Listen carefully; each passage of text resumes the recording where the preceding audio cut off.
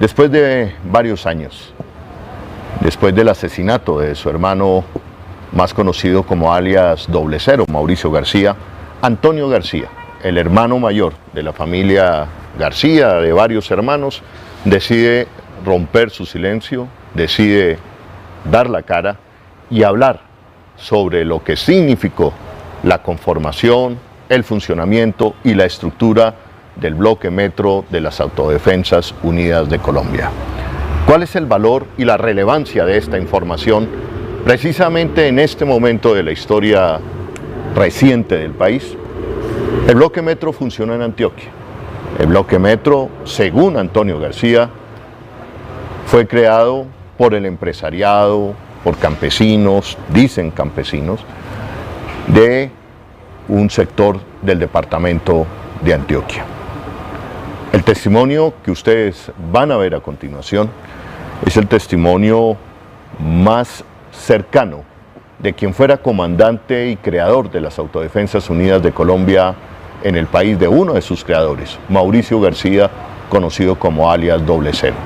El valor de este testimonio tiene que ver precisamente con que Antonio García, su hermano, responsabiliza al Estado colombiano del aniquilamiento de su hermano, de un complot para asesinar a alias Doble Cero, para asesinar a los miembros del bloque Metro, pero para que guardaran silencio, para que se llevaran muchas verdades de lo que fue su creación, su financiación a la tumba. De eso se trata nuestro episodio de hoy. Vamos a ver si ya estamos listos o si mandamos en este momento a un pequeño corte de comerciales, mientras que más gente en este momento está llegando a la transmisión y se sigue conectando. Entonces, en contados minutos, esta primicia informativa del tercer canal, pero mientras tanto, les voy a pedir el favor a ustedes de que se afilien al canal de YouTube, de que también nos den like en la transmisión que está por comenzar y que sobre todo compartan esta primicia informativa que en contados minutos vamos a rodar y vamos a poner al aire. Esta primicia informativa tiene dos partes. Un primer segmento de 50 minutos donde hay revelaciones importantes, pero habrá una segunda parte esta noche a las 8 de la noche con nuevas revelaciones más contundentes. Esta noche, un mensaje de quien fuera también uno de los mejores amigos del general de la República, Rito Alejo del Río, señalado en diferentes expedientes de los informes de verdad de este país, que lo señalan como uno de los fundadores, auspiciadores del proyecto paramilitar en Colombia. Mauricio y Antonio García fueron sus amigos, y esta noche, Antonio García, su amigo, le envía un mensaje contundente a Rito Alejo del Río e igualmente al expresidente Álvaro Uribe. Estamos hablando de un especial que va a tener dos partes. Esta primera de 52 minutos, donde Antonio García responsabiliza al exgobernador de Antioquia, después presidente de la República, Álvaro Uribe Vélez, del aniquilamiento del bloque Metro y de su hermano. Él es Antonio García, abogado, de familia de ilustres abogados antioqueños.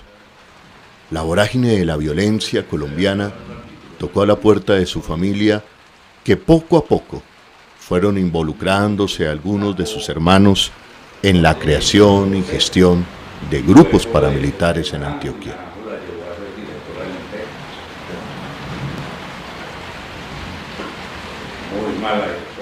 Antonio García es hermano de Mauricio García, más conocido como alias Doble Cero, fundador de las Autodefensas Unidas de Colombia, comandante del bloque paramilitar del bloque Metro. Alias Doble Cero le confesó a su hermano del alma, Antonio, los secretos del paramilitarismo en Colombia y concretamente de la creación del bloque Metro y la ayuda desde la gobernación de Antioquia bajo la gobernación de Álvaro Uribe Vélez. A Antonio lo encontré una tarde hace pocos días en la ciudad de Medellín, en esa ciudad de la eterna primavera que guarda los secretos más grandes de la guerra del paramilitarismo en Colombia, de la última de tantas guerras en Colombia. Estoy con Antonio García, abogado, que en algún momento de su vida estuvo muy cercano a la creación y fundación del bloque Metro de los paramilitares.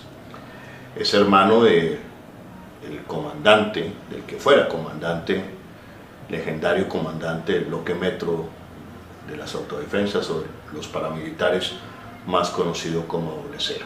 Y hoy ha decidido hablar para que el país conozca la verdad, como un aporte de él a la verdad. Pero voy a dejar que sea Antonio quien se presente, quien nos diga por qué ha tomado esta decisión. Y como siempre, y nuevamente Antonio, gracias por creer en mi trabajo, por confiarme este testimonio, y también yo tengo que decirte y reconocer gracias por el trabajo que has hecho también por la paz de Colombia y por la verdad de Colombia. Bienvenido, Antonio. Muchas gracias, Holman. Sí, en realidad mi interés fundamental ha sido en los últimos años aportar un granito de arena para lograr la reconciliación en Colombia, como un homenaje a las víctimas de lo que fue conocido como el bloque Metro, y como lo dijiste ahora, de mi hermano, que era mi hermano del alma, pero fue su comandante y fue un gran victimario en este conflicto. Y finalmente tuve la oportunidad de acompañarlo en el último empuje que tuvo ese bloque como tal, después de que lo aniquilaron, ayudarlo a negociar o a acompañarlo en el tema de negociación que tuvo con el gobierno de los Estados Unidos de América, con algunos representantes de ese gobierno, y en esa época pues tuve oportunidad de conversar largo y tendido durante varios días con él sobre todo el transcurso de este bloque. Entonces mi interés ahora es la verdad.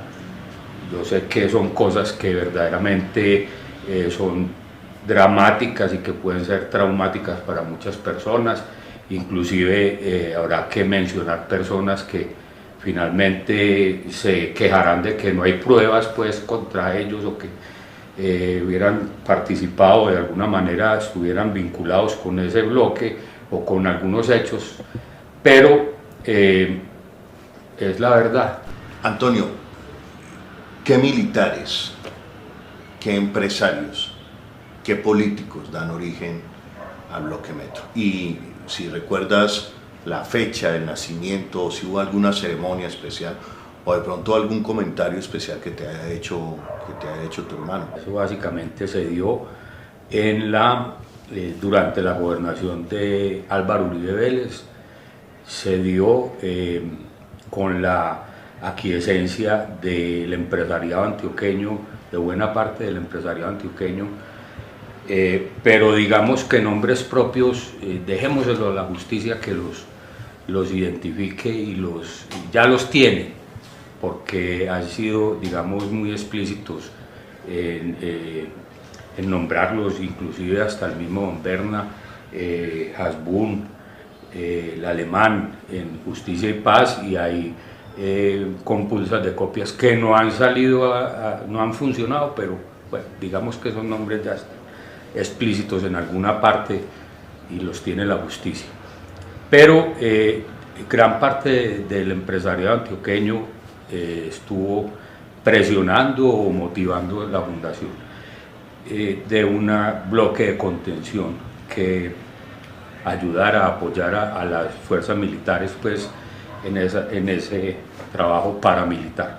Un momento importante o una persona importante en esto, y es Pedro Juan Moreno, que era el secretario de gobierno de la gobernación de Antioquia en ese entonces, que era una persona extremadamente vinculada a estos movimientos, extremadamente vinculada a Carlos Castaño, extremadamente amigo de todos los jefes comandantes paramilitares, y se reunía con ellos tanto en Cristales, en el campamento de mi hermano, como en las fincas que tenía Carlos Castaño, o en Medellín. Inclusive entiendo que en la misma gobernación de Antioquia llegaron a reunir, como lo dijo en alguna oportunidad, creo que te lo digo a ti.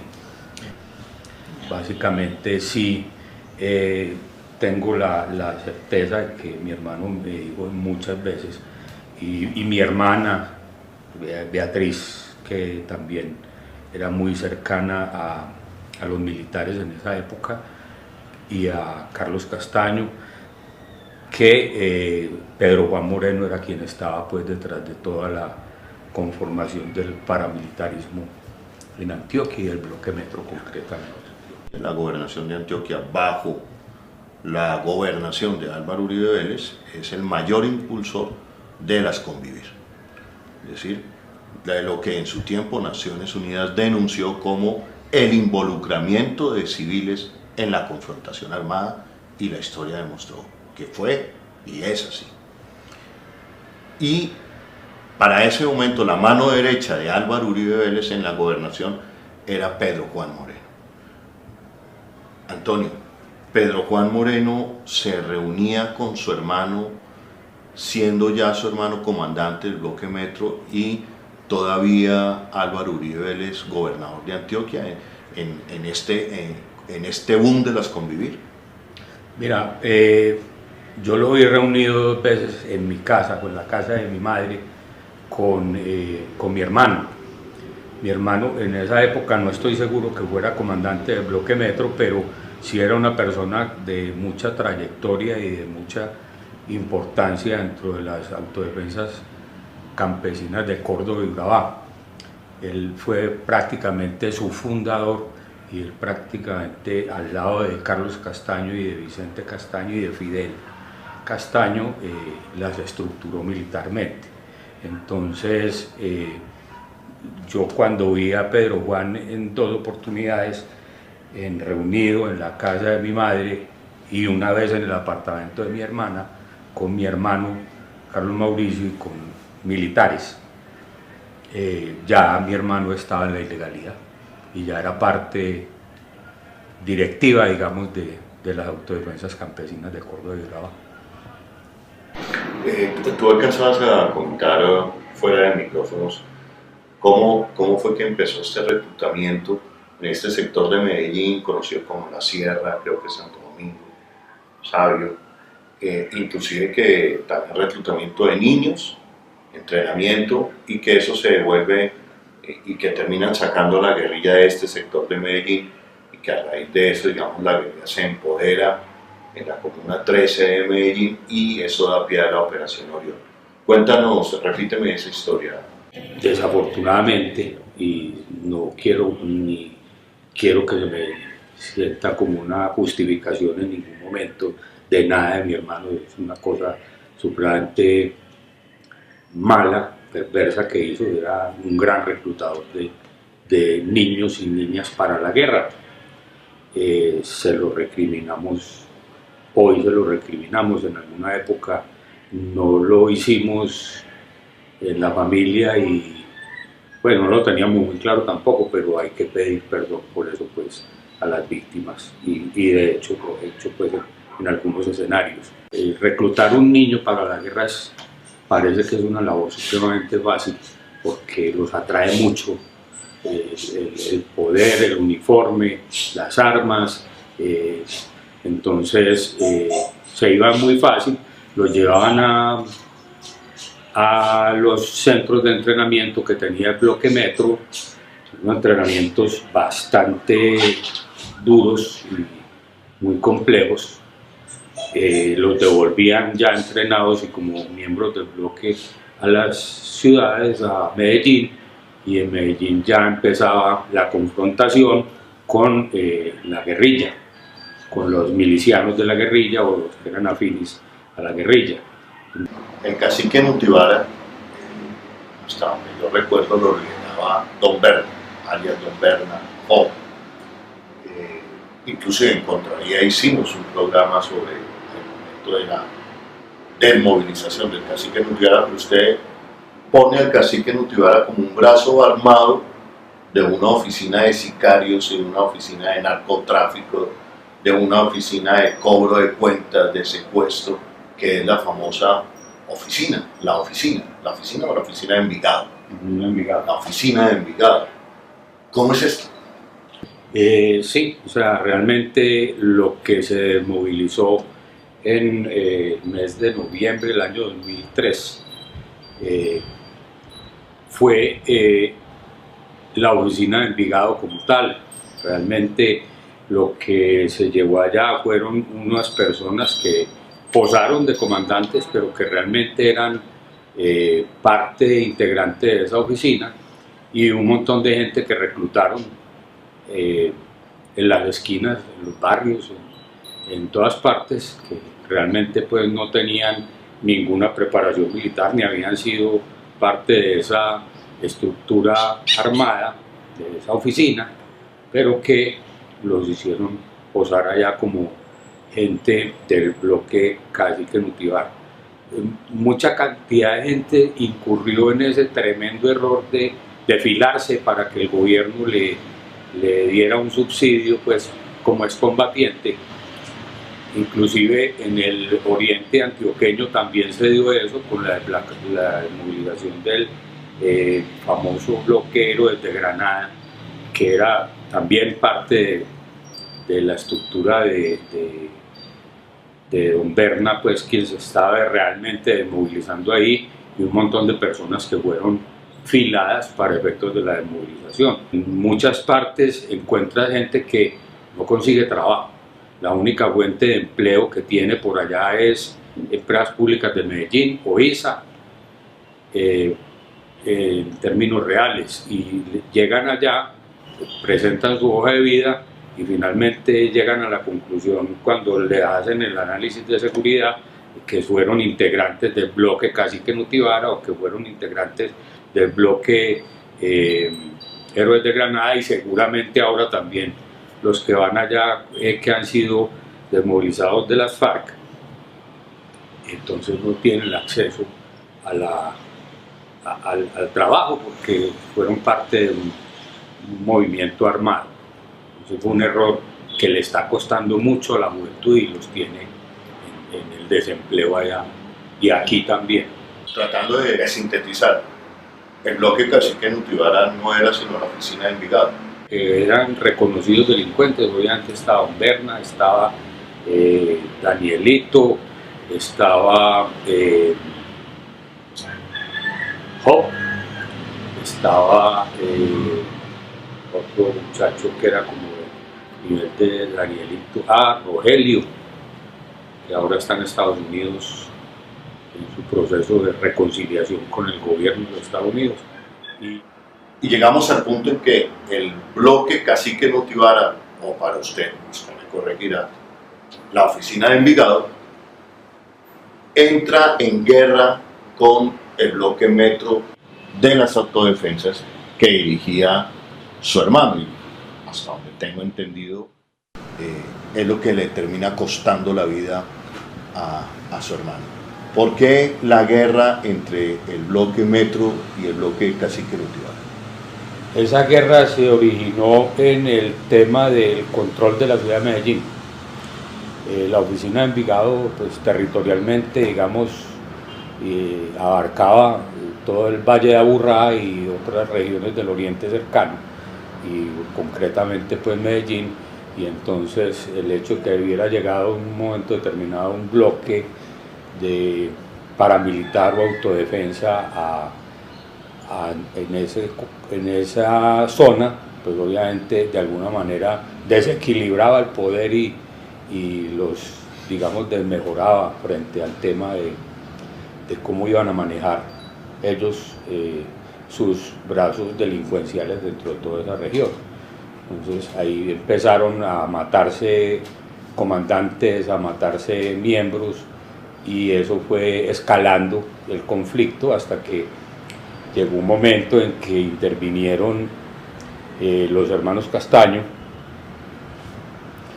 y cuando intervino los hermanos Castaño, que llegaron a la conclusión que quedaba Medellín, digamos, o el Valle de Aburrá, dividido en dos. Uno era la región oriental y otro era la región occidental.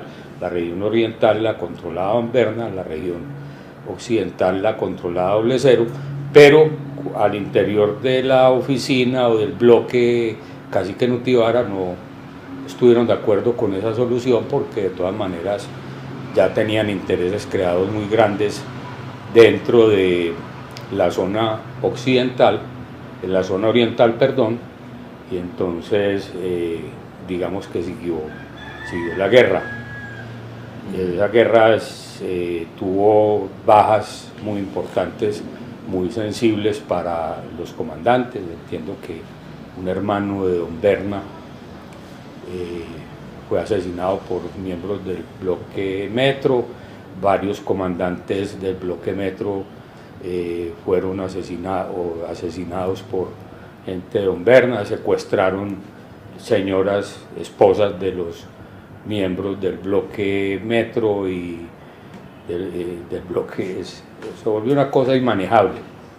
Entonces los Castaño trataron de intervenir, pero las diferencias eran irreconciliables alrededor del tema propiamente del narcotráfico, porque Doble Cero en un momento determinado rechazaba que las autodefensas se narcotizaran, porque decía que perdían su naturaleza antisubversiva y se iban a volver simplemente cuidadores de laboratorios y de rutas, lo cual pasó.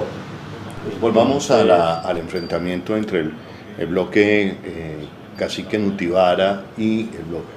Pero sí te quería aclarar algo, Holman, y es que pues la donbernabilidad como tal era innegable. O sea, el poder que tenía Don Berna aquí era total, ¿cierto? Entonces eso también generó mucha discordia y mucho rechazo entre los dos bloques que estaban pugnando, y aunque en esa época ya todavía no se habían desmovilizado y no se hablaba de donbernabilidad, pero el poder de Don Berna desde hace muchos años, prácticamente desde la muerte de Pablo Escobar, es innegable en Medellín. Y viene el enfrentamiento, entonces,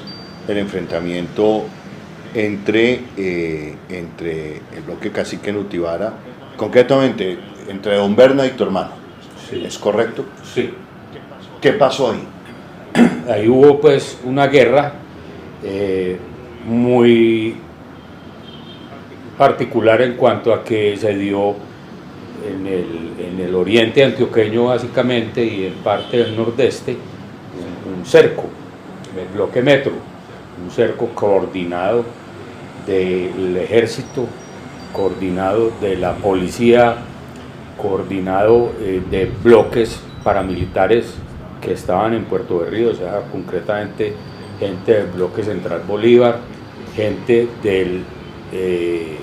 que vino del Bajo Cauca, de Cuco y de Macaco, tropas que se enviaron pues a esa región, e incluso vino gente desde el bloque Calima. Desde el Cauca, desde el Valle. Desde el Valle. Y toda esta agrupación de bloques paramilitares para aniquilar al bloque Metro. Sí, eso tiene, digamos que una historia que tiene mucho que ver con el tema de la negociación en Ralito y de una situación que se dio en el momento determinado cuando se comenzó la negociación de las autodefensas en el gobierno presidencial de Álvaro Uribe Vélez en el 2002, a finales de 2002 y 2003. Se exacerbó esa guerra. Mi hermano se declaró en disidencia con el bloque Metro, o sea, primero no hizo parte estructural de las AUC, sino que él siempre se reconoció como autodefensas campesinas de Córdoba y Urabá. siempre reconoció a su comandante Carlos Castaño, no como comandante de la SAUCE, sino como comandante de la ACU.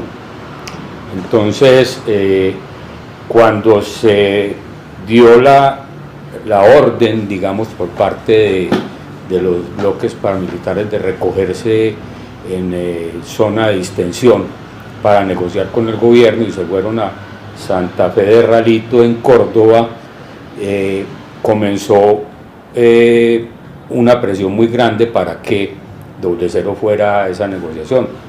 Doble Cero no fue a esa negociación, se declaró en disidencia y un desafortunado mensaje también con una masacre muy grande que hubo en San Carlos a principios de diciembre del 2002. Quedó como el mensaje pues que él había mandado, que ya había una orden de cese al fuego y él no la atendía.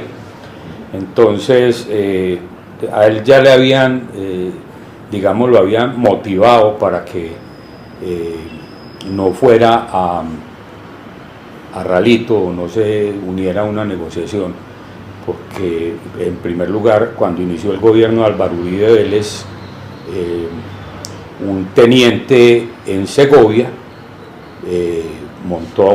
hizo un falso positivo con 20 o más personas del bloque Metro, lo citó para una operación conjunta, los llevó a un sitio y en el sitio les había montado una emboscada y dentro de un camión en que iban los ametralló y los asesinó. Eso le dio a él, a mi hermano, pues un dolor muy grande de semejante traición, hasta el punto que declaró ya en una página que tenía el bloque Metro en internet, hizo una declaración y decía: esto coincide con el final, o esto marca el final del paramilitarismo del bloque Metro. El bloque Metro seguirá siendo un movimiento de autodefensa campesina, mas no va a servir intereses paramilitares. Entonces, ese mensaje, más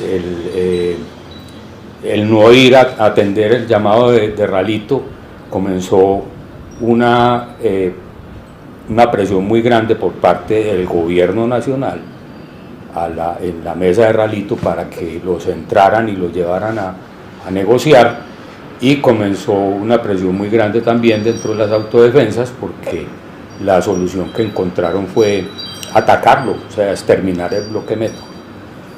Hubo presión del gobierno de Álvaro Uribe Vélez. Su encargado en la mesa de Santa Fe de Ralito era Luis Carlos Restrepo. Hubo presión de Luis Carlos Restrepo y el expresidiario también, Álvaro Uribe Vélez, para acabar con el bloque Metro.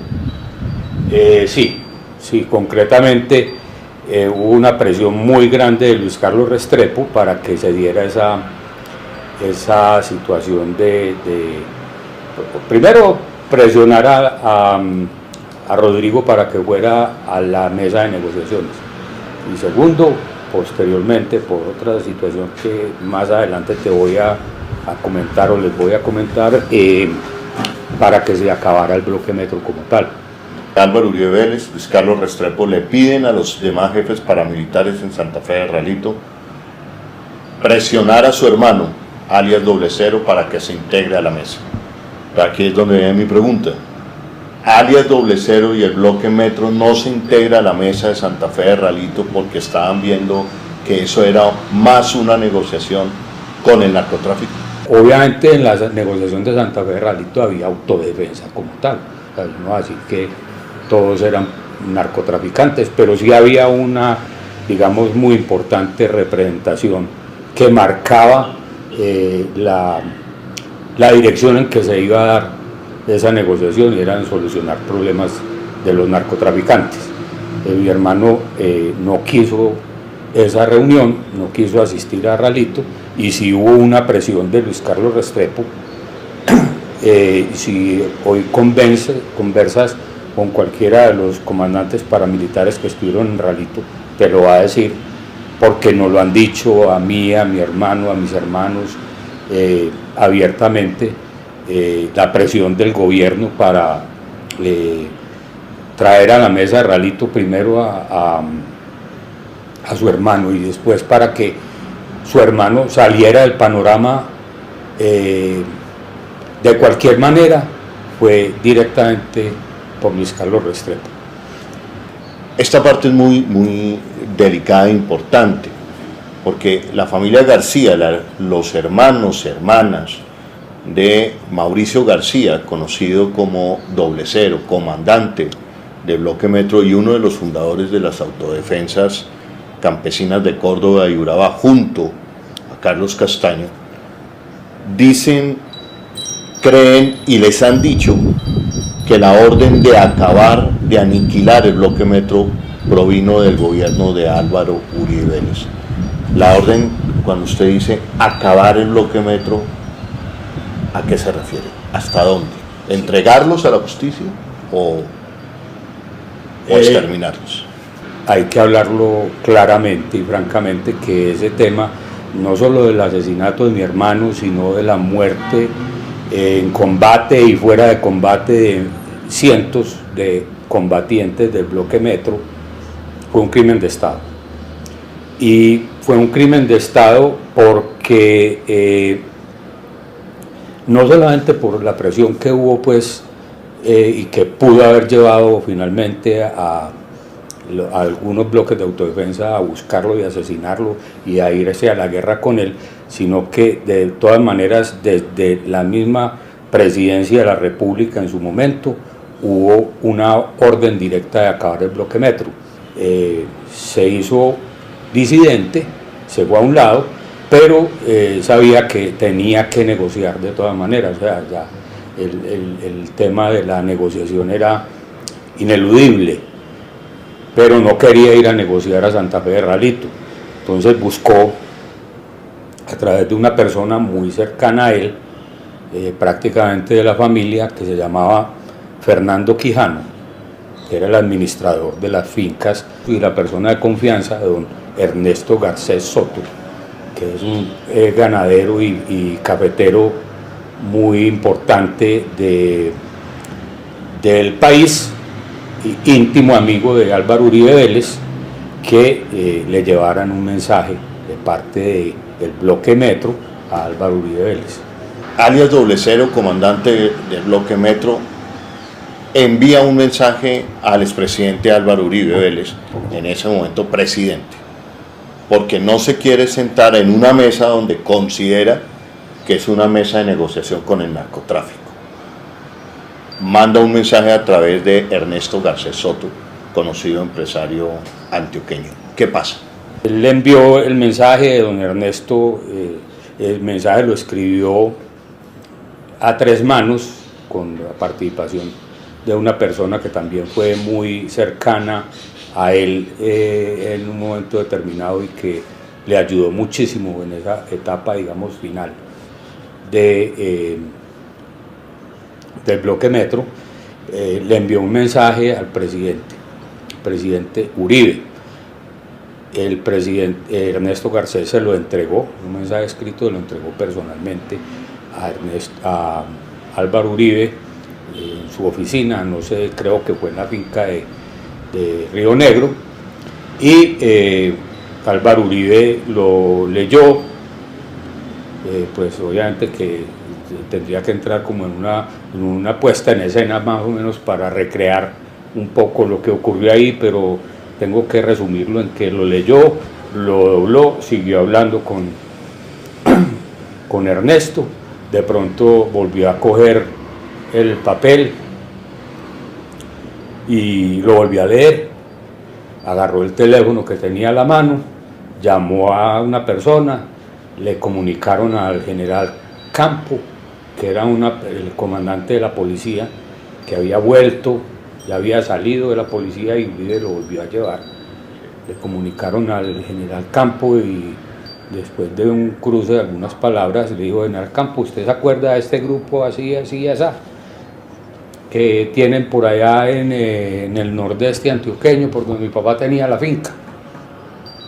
Y el otro le contestó seguramente: sí, la orden expresa la dio en ese momento Álvaro Uribe: hágame el favor y lo sacaba, y le colgó el teléfono y siguió hablando con Ernesto Garcés. Esa fue la respuesta de Uribe a través de Ernesto Garcés. Lo tendrá que confirmar don Ernesto Garcés. Cuando llega esa respuesta de Álvaro Uribe Vélez, ¿cómo es interpretada por su hermano y por ustedes, por la familia? Pues nosotros conocimos la respuesta ya prácticamente después de toda esa situación, inclusive yo pues ya al final de las últimas conversaciones que tuve con mi hermano, que me impresionó mucho, pero obviamente mi hermano entendió que desde la masacre de los muchachos que asesinaron en el camión en Segovia, y desde toda esa presión que se estaba dando en Santa Fe de Ralito y todas estas situaciones que estaban presentando, y la denuncia y la respuesta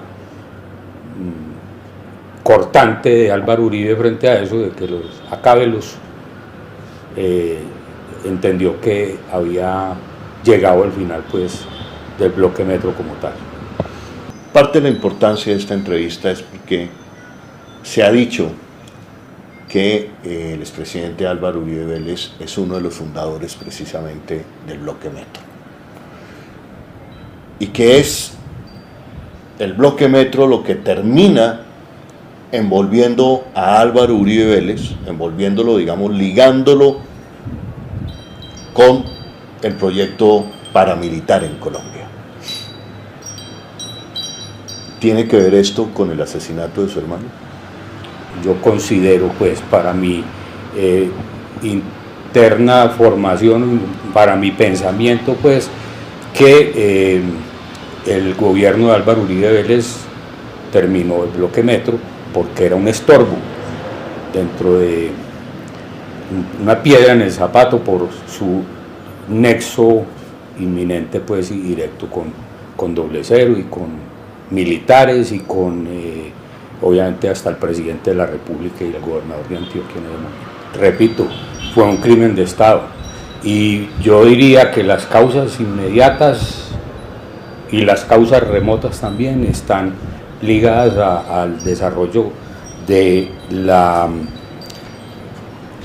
forma como se creó, cómo se desarrolló, qué servicios paramilitares prestó y finalmente cómo se terminó el bloque metro. Cuando hablas de nexo, ¿a qué te refieres, Antonio? Cuando hablas de nexo, bloque metro, Álvaro Uribe Vélez, gobernación de Antioquia, y tu hermano Doble Cero. Tengo el convencimiento que el bloque metro surgió, como te lo expuse ahora, como un proyecto de contención de la guerrilla, un proyecto contrasubversivo, pero fue formado desde la gobernación de Antioquia de Álvaro Uribe Vélez. No voy a decir que Álvaro Uribe Vélez dio la orden directa, pero pues, o sea, blanco es, gallina lo pone. Eso es prácticamente innegable. Por lo menos para la familia García sí lo es. Sí, sí tenemos ese convencimiento, que detrás de todo lo que se dio, todo el devenir del bloque metro hasta la muerte de mi hermano y el asesinato de muchísimos de sus combatientes, tuvo que ver con el origen desde la gobernación de Antioquia del bloque metro. ¿Qué relación hay entre el asesinato de su hermano y el asesinato de Carlos Castaño? ¿Terminan siendo ellos dos grandes amigos? Y los dos terminan siendo asesinados por sus propios excompañeros. Carlos Castaño en ese momento estaba, digamos, ya muy retirado de la mesa de Ralito. Perdón, quien estaba dirigiendo en ese momento esa negociación era Mancuso.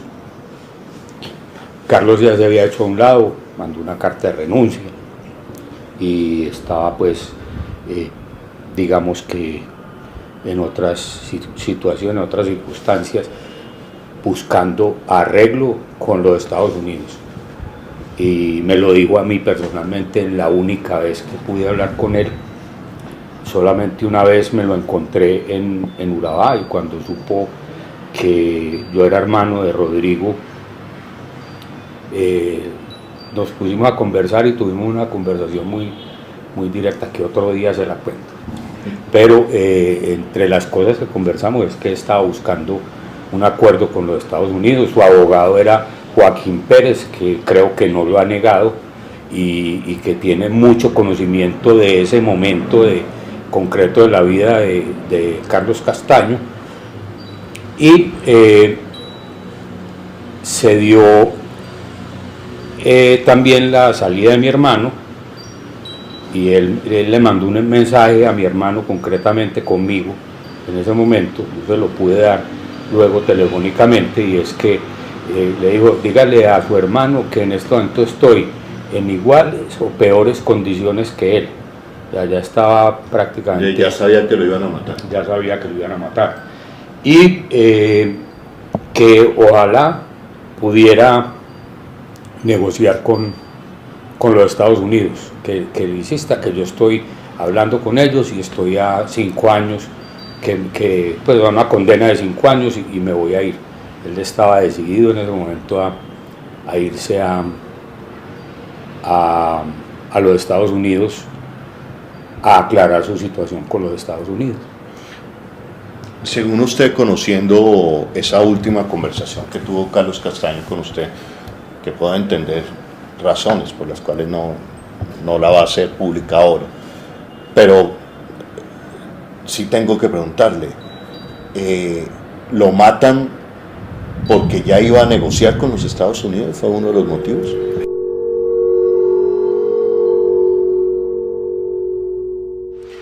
Antonio, para terminar, yo siento, escuchándolo, de alguna manera usted lo confirma, esta entrevista se da por su hermano, Mauricio García, comandante fundador de las Autodefensas Unidas de Córdoba y Urabá y del Bloque Metro, por los combatientes del Bloque Metro que usted dice fueron asesinados en el marco de una orden de Estado, de un crimen de Estado. Desde ese punto de vista, y para terminar, Antonio, ¿qué mensaje le envía usted a Álvaro Uribe Vélez?